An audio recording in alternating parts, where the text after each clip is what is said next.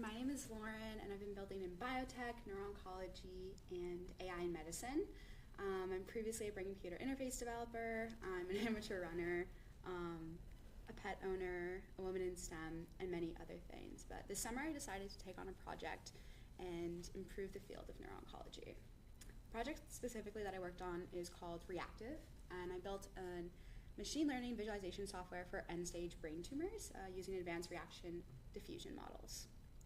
So one of the key points I found in neuro-oncology research that is currently lacking is the stagnancy in progression in innovative treatments and therapeutics is the norm.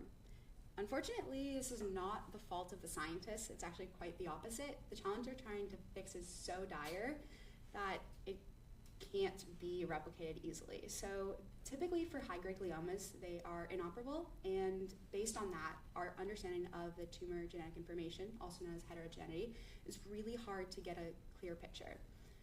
Current therapeutic interventions often cause more health detriments to the patients. The solution? I decided to remove fixed patient data intervals and create a fully interactive and comprehensive look into tumor growth. Here's a demo of what I built, and essentially you input the patient data. I'm going to use synthetic data for this example.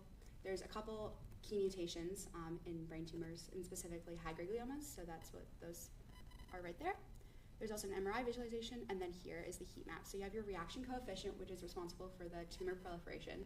Fancy way of saying how many cells of the tumor cells are multiplying, and then your diffusion coefficient is how they're spreading through the brain. And in the next module, as you can see right here, the results and analysis component, it gives a demonstrated heat map explanation, and the parameters that the clinician or physician sets prior to can be altered and are also saved from what they were previously done over there. This is just more of a walkthrough.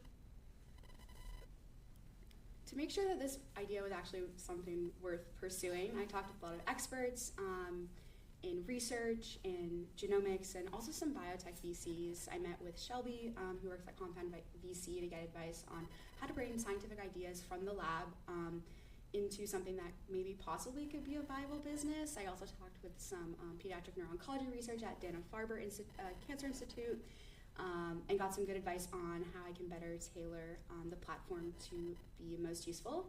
And I also talked to Sarah Almaraldi from the Microsoft Research Division here in Cambridge, and got some really good feedback on adding genomic data and multimodal techniques to the platform. At the moment right now, we're pre-beta launch, so there's a wait list that I can share the link if anyone wants to join. And then in addition to that, some next steps are to deploy the final iterations for the V1 launch and just prepare the backend to fix some of the data processing techniques, primarily to convert MRI data directly to DICOM files, so care providers don't have to do that themselves, and speed up the process. Continue with expert feedback adoptions, and implement some further deep learning techniques to improve the preloaded synthetic data applications to also combine with actual data.